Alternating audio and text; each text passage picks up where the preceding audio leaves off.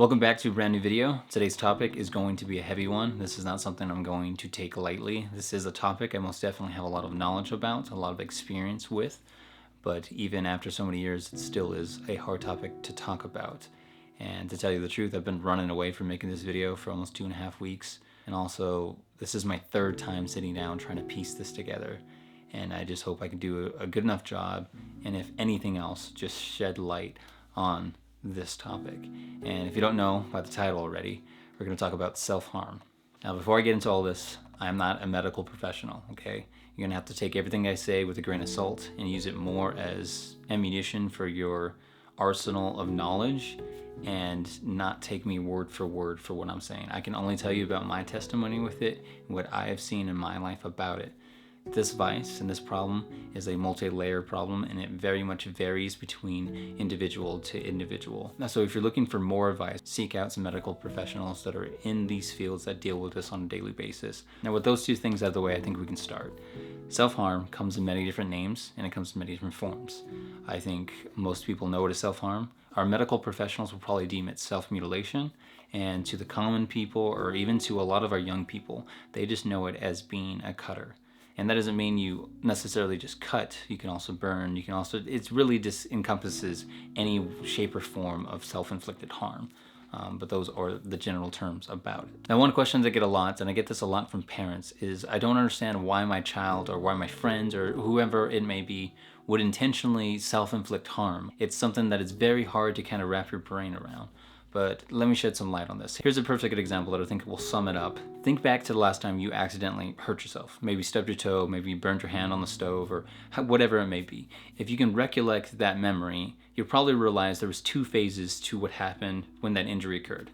The initial impact of that injury, and then a second phase where you started to calm down about it. Now, the first phase has your body go into sensory overload. You're trying to rationalize about the situation, you're trying to piece together what just happened, and there's excruciating pain is happening and wherever you accidentally hurt yourself. And then once you kind of get your grip, you go into the second phase of starting to calm down and relax. Like, everything's okay, I didn't like sever my whole arm off or something. It's okay, it's not that bad. And your body goes into this relaxing state. And it is exactly this, the second state that people that hurt themselves are after. This calming effect, this relaxation that happens after some type of trauma to the body is what people are gravitating toward, are trying to obtain when they do this to themselves. And that's kind of the big misconception about self-harm.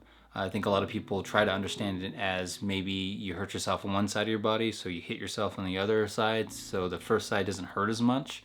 And that is not what this is. This is people looking for comfort from their own internal or mental or emotional pain that they have within them. It's not pain being covered by more pain. It's pain trying to be covered by comfort. Now, that second phase of your body calming down is the result of your brain releasing dopamine into the bloodstream. Now, I don't know if you know anything about dopamine, but dopamine is deemed the feel-good hormone.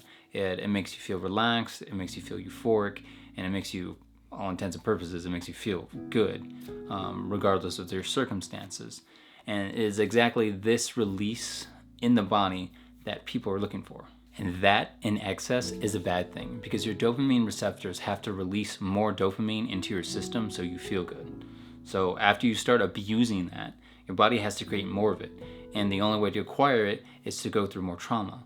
Or at least for people that self-harm, they have to inflict more. And this is why this vice is so detrimental, because it can exceedingly grow within its usage. And then, like I said, it varies person to person, but regardless, it can grow exponentially depending on the person's emotional and internal health. This is what I struggled with when I was younger. That 13 to 15 and even later into my early 20s, this is what I was struggling with.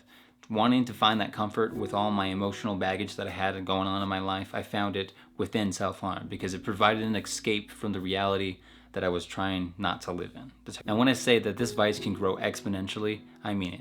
I would know, because even though I've been freed from this problem, and though it's been many, many years since I've had this problem ever come up, I today still carry with me at least 104 scars that I know I personally self-inflicted, okay? I know personally that I put them there. No one else did that to me. It was me. And you know, today I can take responsibility for those actions. But when I was committing those things to myself way back when I was struggling with that emotional and eternal health. I never thought about the ramifications of it. Like, I never thought about what I would have to carry with me for the rest of my life. And it really is a harsh reminder of not only what I went through and what I've overcome, but what I was carrying with me during those dark periods. Now, before I go down that deep rabbit hole of emotional baggage that I used to carry with me, that I honestly don't like looking back on, because in my spiritual life, when I gave my life to Christ, He carries that burden for me.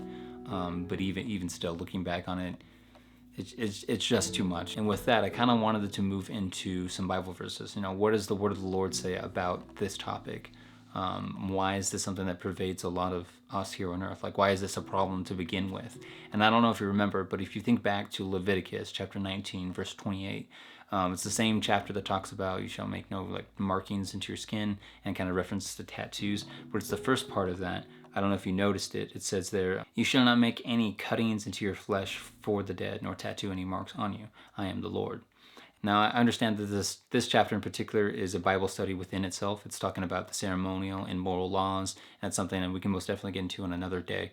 But I was thinking to myself, now, why would the Lord put that as a custom for His people? And though it's mentioned for the dead and whatnot, the carving into the flesh, the cutting into the flesh, and that's where I started to piece together what Paul was saying in 1 Corinthians chapter 6, verse 19 through 20, that says, do you not know that your body is the temple of the Holy Spirit who is in you, whom you have from God, and you are not your own? You were bought at a price. Therefore, glorify God in your body and in your spirit, which are God's. Now, there's plenty of other verses to definitely look over, but the fact that the Lord has asked us not to mark or carve things into our skin, and Paul is talking about how our body is not our own but belongs to God, and to desecrate the temple is doing a disservice to our Creator. It just makes sense that because of sin, self-destructive behavior like this is pervading our world. It's just another way that we ourselves are trying to take care of ourselves without the Creator's help. So we're looking for ways to cope. We're looking for ways to feel comforted. And when you don't have God in your life, or if you are pushing Him away and you are trying to take on the emotional baggage of everything you're trying to deal with and not give it up to Him, you start to look for these self-destructive behaviors. And this one in particular is something that a lot of people have subconsciously been drawn into. And it really is the work of our adversary trying to destroy us. Not only that, but trying to destroy us from the inside. What he's really doing is making us our biggest enemy and taking all the focus off of him. Now, there is hope in this. Like I said, I am someone that has come out of this. Now, I did not come out of this out of my own strength. This habit can be a habitual one that people carry with them really for the rest of their lives. It comes in waves, and a lot of the time it stems when you're younger, but as you get older, it gets progressively worse. And though you may get away from it for a while, it somehow is a way of coming back into your life. Now, at the root of this problem, and this is just me talking, I think this all stems from unresolved conflicts and communication problems. Now, like I said, I get a lot of these questions from a lot of parents dealing with children that are going through this, or people that have friends that are going through something like this. And the common denominator between all of it really is unresolved conflicts and communications. When a child can't connect with their parents in a way where they can be very much open and vulnerable without repercussions in the sense of making something much worse for themselves, even though they're just trying to tell you the truth and trying to be very real with you. And when they can't do that, they try to take care of themselves. They try to seek someone else that will help them with their problems. And if they can't go to their parent, go to the mom or the dad, they're going to look for someone else. And unfortunately, the majority of their peers and people of their age or whatnot are all going through the same thing. So here we have, a melting pot of these young individuals trying to cope with all their problems, trying to assist all their other friends by coping with their problems. It's kind of like this never-ending cycle of circular reasoning, and this will get them nowhere because they don't have a true solution to their problems. If there's a broken relationship in that person's life, if there is an unresolved conflict that isn't being dealt with, people start to repress it. And when you're repressing things, or you're trying to get away from it, or you're trying to just escape from it, you're going to use really self-destructive behaviors to cover that pain and to feel comfort. The truth of this whole matter is we, as people, cannot carry the burden of all of our problems on our shoulders. It's something that will crush us if we don't give it over. To tell you the truth, The only way that I was delivered from this vice, the only way that I came out of it and not fallen into the habitual habit for the rest of my life, was because I gave my life to Christ. And all the stuff that I ever dealt with and all that stuff that I ever had to carry with me, I gave to Him. And when He lifts that burden off your shoulders, there's no reason to go back to those destructive devices. There's no reason to go back to that self-medicating behavior, because He is our comforter. He takes care of everything. He can lift those burdens. He can change us and renew us. Now, I understand that everybody on the planet is religious. Like I said, this is my kind of testimony. This is how I came out of it. And for me, giving my life to God was the only way I was ever going to be delivered from this problem. I also understand, though, that there's a lot of young people that are growing up in Christian homes that are dealing with this problem still. Communication is the key here. If you're a parent with a child that is struggling with this problem, you have to be able to be approachable for them. They have to be able to be sincere and honest with you without major repercussions of them being real with you. And I don't have to be the first person to tell you that. There's plenty of Bible verses that we find that tells us as parents to be understanding of our children and to be leaders but good listeners at the same time. Like I said, I think it stems from unresolved conflict and communication problems.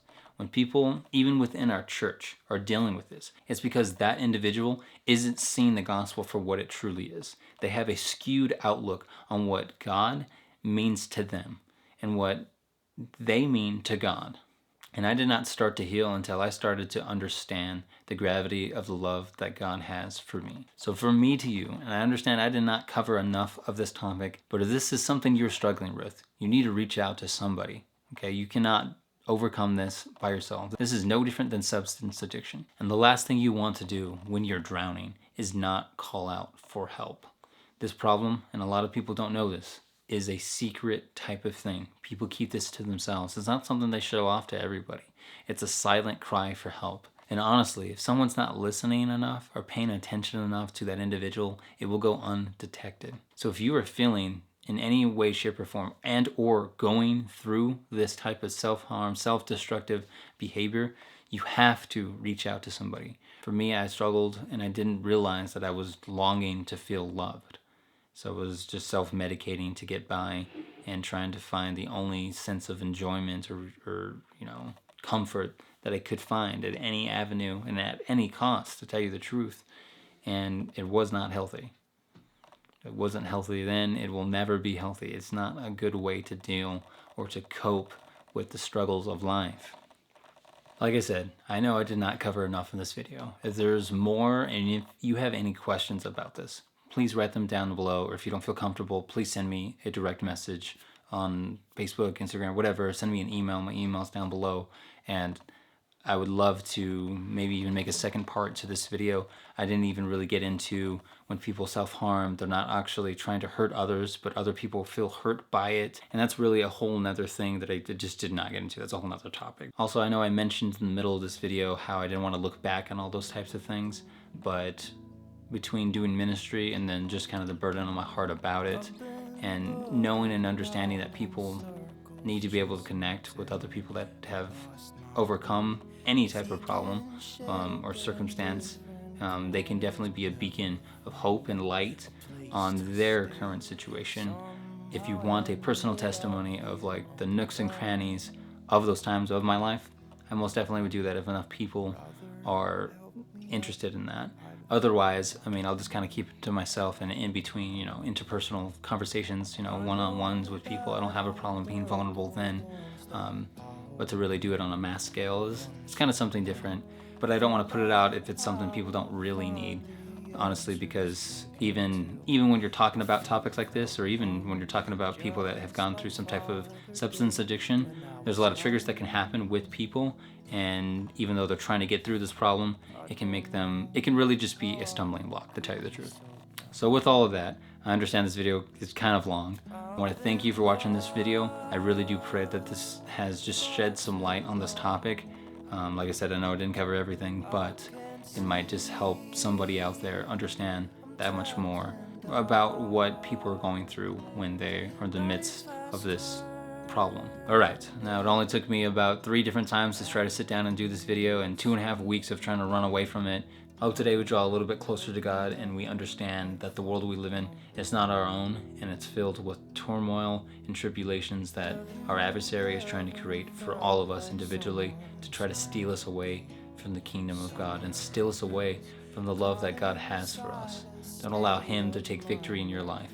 Allow God to take the victory in your life, and allow Him to raise you up to heights that you think you could never ever reach and or imagined you could reach. I hope to see you guys in the next video. If you like this video, please share it with somebody. It could be a wealth of knowledge for somebody. You may just never know if you never shared it with them or if they never get to see it. Thank you so much for watching all the way till the end. I hope to see you guys in the next video. But if you don't see me, chances are I'll be at the Savior's feet. I'm trapped in darkness. Life has turned its back on me, it would seem. Brother, help me up, I've fallen down.